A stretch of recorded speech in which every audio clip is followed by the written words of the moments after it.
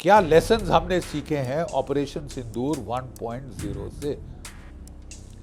मेरा ख्याल primary lesson था कि in the third nuclear age जो एयर डिफेंस सिस्टम इतने पुख्ता, इतने कारगर सिद्ध हो गए हैं कि इजराइल ने 97-98% ईरान के मिसाइल शूट डाउन कर दिए थे, तकरीबन 99% ड्रोन शूट डाउन कर दिए थे। तो modern air defence leak proof umbrella बना सकता है। सिंदूर के दौरान पाकिस्तान ने 3 मिसाइल फायर किए थे, एक शाहीन 2, 2 फतेह 2, तीनों के तीनों शॉट डाउन हो गए, पर कच्चे उड़ा दिए, सिरसा के ऊपर उनके टुकड़े टुकड़े जमीन पर गिर गए। अब 2025 में अगर जब सिंदूर 2.0 का टाइम आ रहा है, कभी भी हो सकता है, 2 दिन बाद, 2 हफ्ते बाद, 2 महीने बाद, 2 साल बाद सरकार फैसला करेगी, तैयारी करके तफसील से हाथ मल के मारेगी तुमको। मुल्ला मुनीर डांट डपटने लगा बाबर सिद्दू को कि तुम मेरे 9 टेरर सेंटर कैंप को नहीं बचा पाए, तुम्हारे 12 में से 11 एयरफील्ड ठुक गए, क्या हो रहा है? तो उसको air chief marshal Babar Sidhu ने बोला, हेलो, मैं तुमसे सीनियर हूँ, मेरे को डांट डपट नहीं, एक सीनियरिटी नाम की चीज़ भी होती है। क्या तूने मुझसे पूछा था लड़ाई स्टार्ट करने के पहले? नेवी चीफ से पूछा था? तूने विस्की के 2 घूंट लगा के तूने तो फैसला ले लिया, जबकि मेरे जहाज़ तैयार नहीं थे, उसकी सबमरीन्स आउट ऑफ ऑर्डर थी। सारांश ये कि मैं नहीं समझता हमें बहुत डर जाना चाहिए, मैं नहीं समझता कि हमें घबरा जाना चाहिए। 30 साल डरा के रखा पाकिस्तान के जर्नैलों ने कि न्यूक्लियर थ्रेशोल्ड दक्षिण एशिया में रिडिकुलसली लो है। तुम एक सोल्जर, तुम्हारा सिपाही पार आया, बम फट जाएगा, बकवास है। एक बम नहीं फटा 3 महीने जब कारगिल का युद्ध चला, 4 दिन ये चला, कितने बम फटे हम भी जानते हैं, फटी किसी और की थी। Lieutenant general PR. शंकर, जिनका बहुत अच्छा पॉडकास्ट है गनर शॉट, जो कि 10 मिलियन व्यूज़ पे पहुंच गया है, और ब्रिगेडियर अरुण सहगल साहब मेरे कोलीग होते थे strategic simulation centre in the United services institution. उन्होंने कल एक बहुत अच्छा पॉडकास्ट रिलीज़ किया है, जिसमें उन्होंने जो 27th कॉन्स्टिट्यूशनल अमेंडमेंट हुई है पाकिस्तान में, जिसके तहत पाकिस्तान के general field marshal Asim Munir साहब को जो है चीफ ऑफ डिफेंस फोर्सेस बना दिया गया है। फील्ड मार्शल तो पहले बन चुके थे, अब वो ओवरऑल होल सोल बॉस हैं, और जो पूरा nuclear command and control structure है वो बदली कर दिया गया है कि जो जॉइंट पॉलिटिकल मिलिट्री कंट्रोल था, खल्लास खत्म। चेयरमैन जो थे अपने प्राइम मिनिस्टर ऑफ पाकिस्तान, वो तो कहता है मेरा बटलर है, तो ये मेरे पे कहाँ से चेयरमैन, मैं सोल अथॉरिटी हूँ। तो ये समझना बहुत ज़रूरी है, और मैं मुबारक देना चाहता हूँ जनरल शंकर को और ब्रिगेडियर अरुण सहगल को। उन्होंने एक बहुत अच्छी डिबेट डिस्कशन शुरू करी है कि हम इवैल्यूएट करें कि क्या चेंजेस पाकिस्तान में हुए हैं, क्योंकि ये कोई ख़ास डिस्कशन ना टीवी चैनल्स, ना अखबारों में, ना कहीं भी हुई, कहीं नहीं हुई है। यूट्यूब पे केवल उन्होंने ये एक डिस्कशन स्टार्ट करी है, और हमको ये डिबेट करनी चाहिए। न्यूक्लियर डॉक्ट्रिन्स खुले में डिबेट की जाती हैं, क्योंकि वो एक सिग्नलिंग करती हैं, एक मैसेज अपने दुश्मनों को भेजती हैं, अपने लोगों को भेजती हैं, बाकी दुनिया को भेजती हैं। Therefore nuclear doctrines are never secret, they are debated openly, they are declaratory doctrines, declare की जाती। तो अब समय आ गया है कि हम ज़रा पाकिस्तान ने क्या चेंजेस किए हैं इन्हें एनालाइज करें। तो वेरी ब्रीफली मैं इनको लेता हूँ, आप ज़रूर देखिए वो पॉडकास्ट, जिसमें बड़ी बाखूबी कवर किए हैं ब्रिगेडियर अरुण सहगल साहब ने ये चेंजेस। मैं ज़रा दोहरा देता हूँ।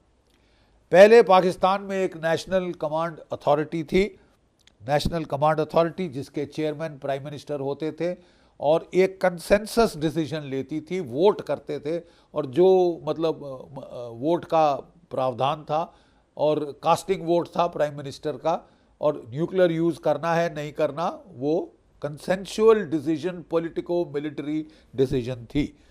उसमें एक एम्प्लॉयमेंट कमेटी थी, एक डेवलपमेंट कंट्रोल कमेटी थी और एक स्ट्रेटेजिक प्लान्स डिवीजन थी, जिसमें कोई 150 स्टाफ ऑफिसर थे तीनों सर्विसेज के, और एक न्यूक्लियर प्रोटेक्शन फोर्स था कोई 20,000 का, जो कि वॉरहेड्स वगैरह को सिक्योर करके रखता था, किराना में, जगह वगैरह में। तो ये पहले का स्ट्रक्चर था। National command authority, employment committee, developmental control committee, strategic plans division, और पॉलिटिको मिलिट्री स्ट्रक्चर था कि जिसमें कि वो मिलकर फैसला लेते थे, पॉलिटिकल और मिलिट्री, क्योंकि बड़ा गंभीर फैसला है न्यूक्लियर वेपन्स एम्प्लॉय करने का। वो किसी एक पागल विस्की ड्रिंकिंग मुल्ला पे नहीं छोड़ा जा सकता, लेकिन पाकिस्तान ने छोड़ दिया, उसने छुड़वा लिया अपने ऊपर। और ये सारा तमाशा क्यों हुआ साहब? क्योंकि air chief marshal Babar Sidhu वो सीनियर था मुल्ला मुनीर से, ठीक है, और ऑपरेशन सिंदूर 1.0 के दौरान दोनों में बड़ी झड़पें हुई कि भाई एयर डिफेंस का कमांड एंड कंट्रोल आर्मी के पास होगा, एयरफोर्स के पास होगा, इस पे झड़प हो गई। फिर झड़प हो गई कि साहब वो पूछने लगा, मुल्ला मुनीर डांट डपटने लगा बाबर सिद्दू को कि तुम मेरे 9 टेरर सेंटर कैंप को नहीं बचा पाए, तुम्हारे 12 में से 11 एयरफील्ड ठुक गए, क्या हो रहा है? तो उसको air chief marshal Babar Sidhu ने बोला, हेलो, मैं तुमसे सीनियर हूँ, मेरे को डांट डपट नहीं, एक सीनियरिटी नाम की चीज़ भी होती है। क्या तूने मुझसे पूछा था लड़ाई स्टार्ट करने के पहले, नेवी चीफ से पूछा था? तूने विस्की के 2 घूंट लगा के तूने तो फैसला ले लिया, जबकि मेरे जहाज़ तैयार नहीं थे, उसकी सबमरीन्स आउट ऑफ ऑर्डर थी, ये वो। तो बात बड़ी सीधी है कि मुल्ला मुनीर ने कहा, अरे ये तो आंखें दिखा दी वापस, ये तो सीनियरिटी दिखा रहा है। तो कह, मेरे पास एक बटलर है शहबाज शरीफ, बुलाया बटलर को, कॉन्स्टिट्यूशन चेंज कर दे। अरे कॉन्स्टिट्यूशन ना हुई, टॉयलेट पेपर हो गया साहब पाकिस्तान में, टॉयलेट पेपर है ये। जब मर्जी मरोड़ो, दूसरा निकाल लो, तीसरा निकाल लो, जितना करना है गंद उतना बार आप टॉयलेट पेपर इस्तेमाल करो। क्या तमाशा है साहब। अब वो बाबर सिद्दू से फील्ड मार्शल बन के सीनियर हो गया, तो उसने चैं करी कि लड़ाई तो मैंने करी थी, तू कहाँ से फील्ड मार्शल बन गया, तैने क्या किया? तो ये सबको फील्ड मार्शल बना दो। तो अब 3 फील्ड मार्शल हैं पाकिस्तान में, field marshal Asim Munir, field marshal air chief marshal, marshal of the air force Babar Sidhu, marshal of the navy या एडमिरल ऑफ द फ्लीट वगैरह, जो कुछ भी कहना चाहे, वो 3 वहाँ पे फील्ड मार्शल बना दिए, थोक में फील्ड मार्शल बने जा रहे हैं, ठीक है। लेकिन मुल्ला मुनीर ने कहा है कि सबसे सीनियर मैं, चीफ ऑफ डिफेंस स्टाफ नहीं, चीफ ऑफ डिफेंस फोर्सेस, कि इंडिया का सिस्टम बड़ा बढ़िया काम किया था। You see, imitation is flattery, आप हमको इमिटेट कर रहे हैं कि इंडिया का चीफ ऑफ डिफेंस स्टाफ बहुत अच्छा काम किया, तो मैं चीफ ऑफ डिफेंस फोर्स बन जाऊंगा। और साहब, now let us take a look कि 27th अमेंडमेंट के जरिए उसने what are the changes in nuclear structure. अभी जो चेंजेस हैं वो क्या हुए हैं? नेशनल कमांड अथॉरिटी है वहाँ पे, और इसके नीचे नेशनल स्ट्रेटेजिक कमांड है। इसका कमांडर होगा एक आर्मी ऑफिसर जो रेकमेंड करेगा मुल्ला मुनीर और अपॉइंट करेगा by order Shehbaz Sharif the butler, ठीक है। और ये जो है led by an army chief होगा, और ये जो है पूरी इसकी रिस्पॉन्सिबिलिटी होगी to give the directives for operational use, operational and strategic control of nuclear weapons इसके पास होगा, control of nuclear force posture and employment वो सब नेशनल स्ट्रेटेजिक कमांड के पास आ गया है। और जो स्ट्रेटेजिक प्लान्स डिवीजन है वो उसको तकरीबन साइडलाइन कर दिया गया है। वहाँ पे लेफ्टिनेंट जनरल किदवाई थे, अहमद किदवाई, जो कि father of the Pakistan nuclear doctrine कहा जाता है, काफ़ी बैलेंस्ड बंदा था, उसको साइडलाइन कर दिया गया। मुल्ला मुनीर सारे फैसले लेगा। सो मेरे दोस्तों ने निष्कर्ष निकाला है कि साहब इससे खतरा बढ़ जाता है। एक आदमी, खासकर अगर वो एक मुल्ला जीलॉट हो, वो मदरसे का एजुकेटेड हो, उसमें उसकी चांसेस हैं गदर करने की बहुत ज़्यादा, ठीक है, लड़ाई के मैदान में। तो फैसला ये लगाया गया कि साहब इससे हमारा खतरा बहुत बढ़ गया, और हमको अब जो स्पेस फॉर कन्वेंशनल वेपन्स है वो अब इस्तेमाल का ख़त्म हो गया है। कन्वेंशनल वेपन्स का स्पेस इस्तेमाल यूज़ का कम हो गया है, ख़त्म हो गया है। पाकिस्तान सब कन्वेंशनल को एस्केलेट कर सकता है और हम ज़्यादा जैसे कि सिंदूर 2.0 किया ये भी नहीं कर सकते। मैं इस कंक्लूजन से आई हैव मेजर डिफरेंसेस। इस कंक्लूजन से मेरे को बहुत आपत्ति है, क्योंकि इसका बेसिक ये है कि इसका बेसिक ये है कि क्या लेसन्स हमने सीखे हैं ऑपरेशन सिंदूर 1.0 से। क्या लेसन्स हमने सीखे हैं ऑपरेशन सिंदूर 1.0 से? मेरा ख्याल प्राइमरी लेसन था कि in the third nuclear age जो एयर डिफेंस सिस्टम इतने पुख्ता, इतने कारगर सिद्ध हो गए हैं कि इज़राइल ने 97-98% ईरान के मिसाइल शूट डाउन कर दिए थे। तकरीबन 99% ड्रोन शूट डाउन कर दिए थे। तो modern air defence leak proof umbrella बना सकता है। सिंदूर के दौरान पाकिस्तान ने 3 मिसाइल फायर किए थे, एक शाहीन 2, 2 फतेह 2, तीनों के तीनों शॉट डाउन हो गए, पर कच्चे उड़ा दिए, सिरसा के ऊपर उनके टुकड़े टुकड़े ज़मीन पर गिर गए। तो इसका मतलब हमारा मिसाइल का इंटरसेप्शन रेट तकरीबन 100% रहा है सो फार।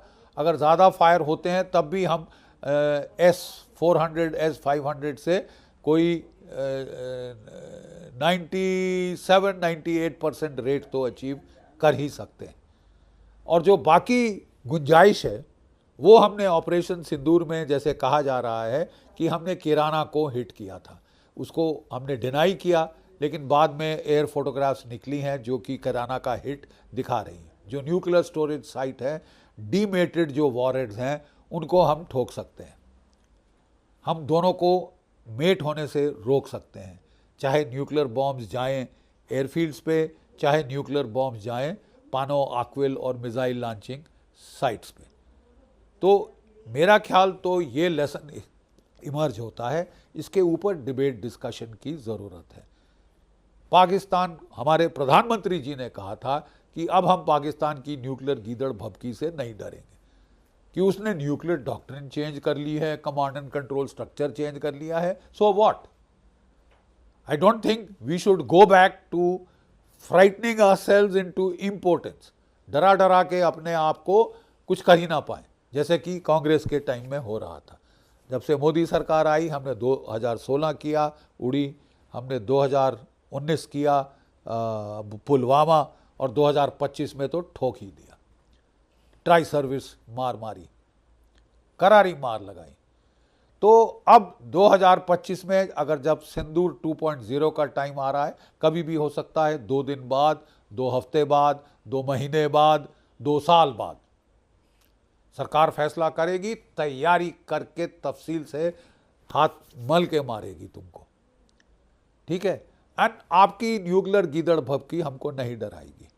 1971 में भी याया खान ने सब कुछ अपने ऊपर ले लिया था। मैं फॉरेन मिनिस्टर, मैं डिफेंस मिनिस्टर, मैं प्रेसिडेंट, मैं प्राइम मिनिस्टर, सब कुछ वो एक था। इतना ओवरलोड हो गया, कोई फैसला नहीं ले पाया, कोई फैसला नहीं ले पाया, और पिटवा दिया पाकिस्तान को, पिटवा दिया पाकिस्तान। उस वक्त से यही फैसला लेना था कि इनका strike corps, army reserve north या साउथ, जो भी उस वक्त कह लो, आर्मी रिजर्व एक ही था इनके पास, उसको अनलीज करना था। वो नहीं कर पाया, वो फैसला नहीं ले पाया, क्योंकि ओवरलोड हो गया। Over centralisation leads to overload, leads to break down. एक हेड को जैम करना बहुत आसान होता है, बशर्ते कि 10 हेड जैम करने।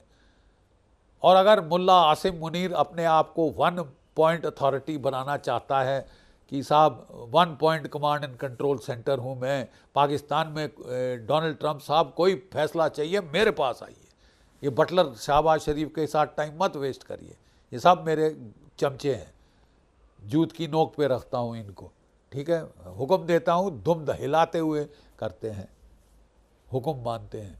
So the simple fact is कि हमको अगली लड़ाई में जो अग्नि 5 में हमने कन्वेंशनल वॉरहेड लगाया है, बंकर बस्टर, वो रिजर्व करने चाहिए 3-4 मुल्ला आसिम मुनीर के लिए। तू जहां भी है हम तेरे को ठोक देंगे। अगर तू single point command and control authority है, पाकिस्तान में गदर हो जाएगा जिस दिन ये भाप में उड़ जाएगा। और हमारा प्राइम टास्क होना चाहिए कि इसको उड़ाना। याया खान ने भी ओवर सेंट्रलाइज किया, मरा दिया 1971 में। अब ये दूसरा पाकिस्तानी मिलिट्री जर्नल मदरसे का पढ़ा हुआ ओवर सेंट्रलाइज करना चाहता है। क्या ये बहुत बहादुर है? इसने अपनी फैमिली को ऑलरेडी यूनाइटेड स्टेट्स भेज दिया है। सिंदूर 1.0 के टाइम में भी अमेरिका भेज दिया था। अमेरिकन सिटीजनशिप लेके बैठा हुआ है। पैसे ऐसे खूब चोरी कर लिए हैं, खसोट लिए हैं, सारे भिजवा दिए हैं।